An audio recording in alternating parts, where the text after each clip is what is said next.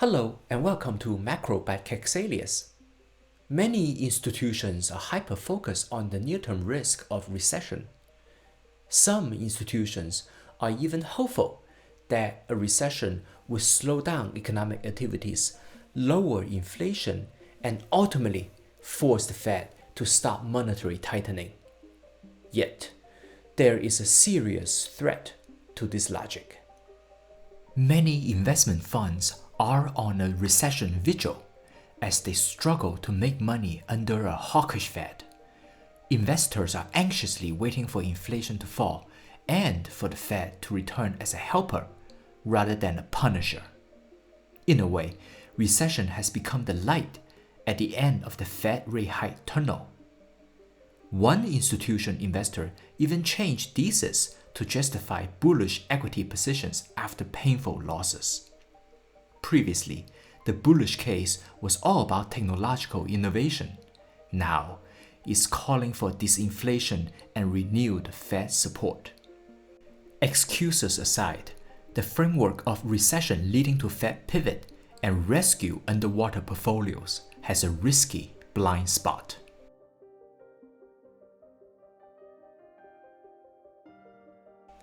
The risk of focusing too much on recession is simple. Many investors mix up the real economy with markets, even though they do share a single lifeblood, liquidity, also known as bank reserves in the financial system. As the Fed drains reserves, the level of economic activity slows down, also asset prices decline. What many investors overlook are the different thresholds for financial crisis to develop in the markets and for recession to happen in the real economy as liquidity level declines.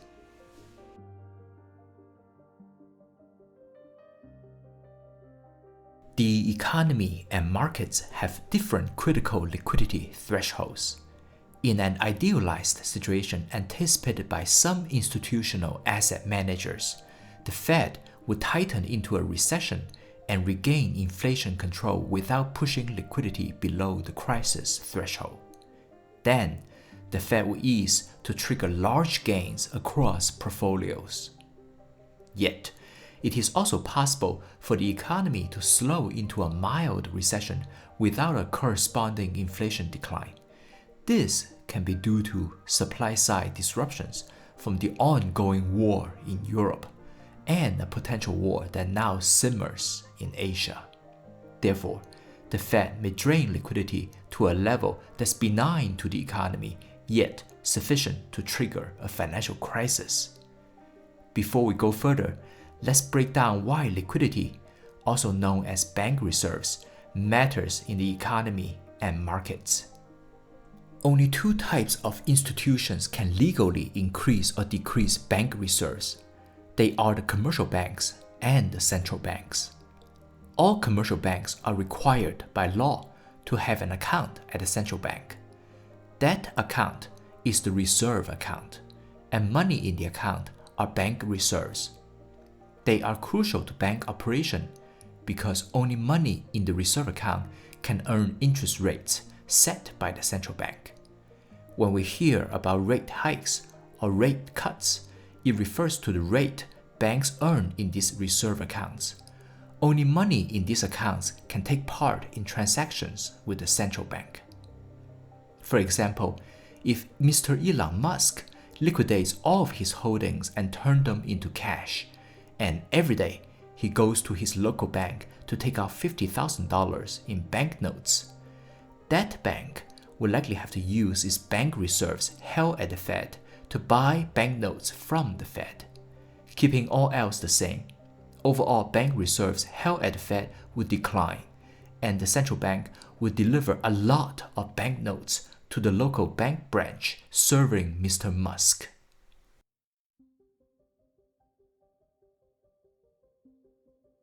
The next two thought exercises will explain the process to create and destroy money.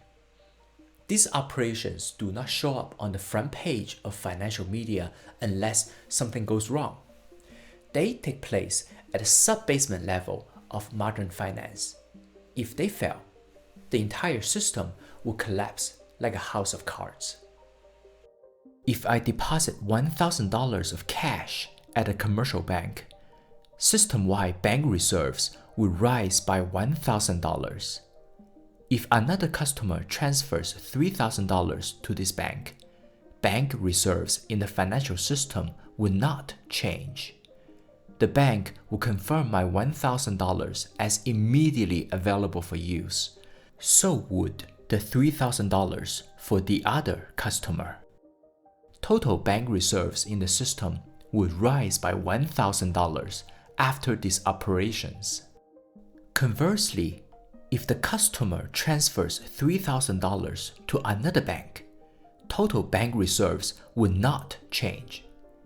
If I withdraw $1,000 in cash, systemic bank reserves would decline by $1,000. Therefore, if everyone rushes to take cash out of their accounts, overall bank reserves would plummet.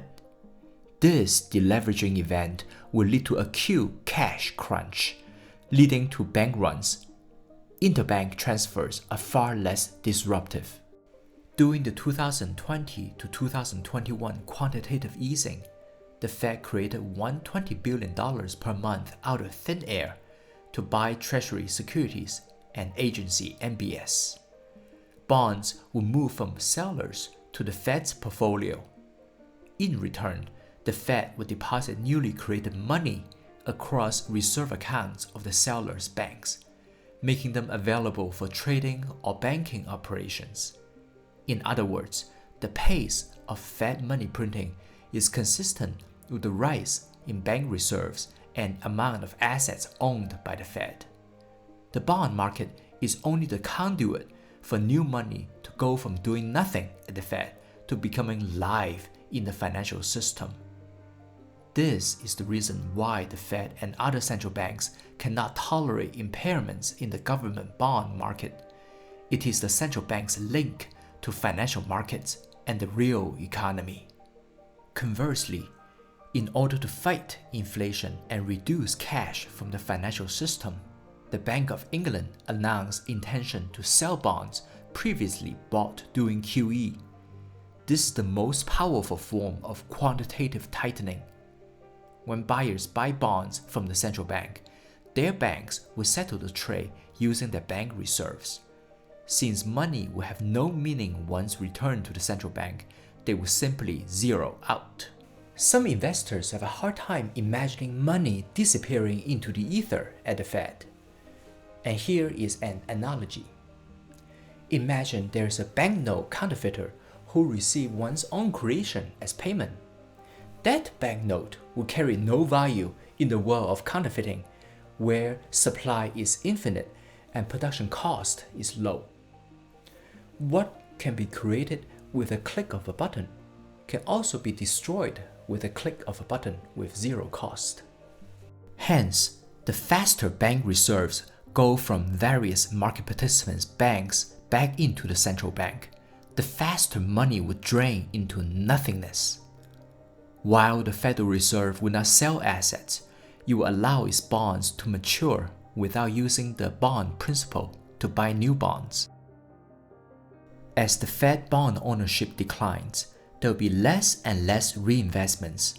For every $1 million of bond that matures, that $1 million will not go back into the financial system. This is the genesis behind Fed's balance sheet unwind. Similar to asset sales, it would drain bank reserves all of the same. Given the above, we can describe bank reserves as the measure of liquidity in both the real economy and financial markets. The draining of bank reserves contributed to the 2019 repo crisis, which forced the Fed to restart QE when aggregate reserve level fell toward $1.4 trillion. Another liquidity crisis would exacerbate current financial conditions tightening, worsen cash crunch, and spread it to all asset markets and lead to a chaos situation similar to March 2020. We will now return to the previous example. Going from chart number 3 to number 4, a stagflation scenario may see inflation remain high even as the economy enters into a recession. As the Fed drains liquidity, reserves will fall below a crisis threshold, and operations at the sub-basement level of the financial system will come to a sudden stop. In a liquidity crisis, also known as cash crunch, banks will not have the reserves to lend to institutions. And if the US government follows UK's lead to sell more bonds to raise money, it will further drain liquidity from markets and spread cash shortage across asset markets. A surge in volatility would destroy portfolios that prematurely loaded up on bonds and equities in anticipation of a Fed policy pivot due to recession. To reach the light at the end of the tunnel, one might need to first survive a fall into the abyss. At current pace, total US bank reserves may decline to $2 trillion by the second half of 2023. With the system more leveraged than in 2019, the liquidity floor to trigger a financial crisis and cash crunch is likely higher than before. Looking at the level of falling bank reserves, the financial system is likely not yet at the abyss, but we can see it from here.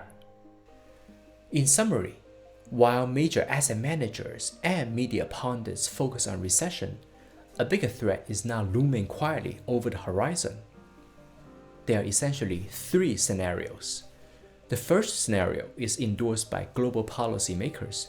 They expect growth and inflation to decline in tandem without causing recession nor financial crisis. Essentially, we go back to the 2019 status quo.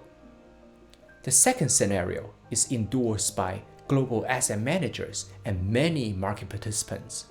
They expect a sharp decline in growth to dip into recession territory, which will drag down inflation back below central bank's policy objective, which would re-enable central banks to engage in stimulus policies and QE purchases.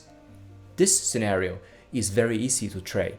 Even high school students who have visited Wall Street Bets knows the answer is buy, buy, buy. And if you run out of money, borrow money and buy more, because the money machine is about to get hot. The third scenario is the one covered in this video. Basically, while policymakers tunnel vision on inflation and market participants tunnel vision on recession, the decline in bank reserves will trigger a wide-scale financial crisis, engulf the entire financial market, and blindside both cohorts at once. This scenario is hard to trade, and many portfolios will simply disappear into the volatility whirlpool before policymakers have time to respond. Anyways, let's get to a brighter topic. We are at the end of our video. Thank you for watching, and I'll see you at the next episode. Thanks to our wonderful institutional clients and supporters like you for making this video possible. Please visit our Patreon for daily market updates and live Q&As.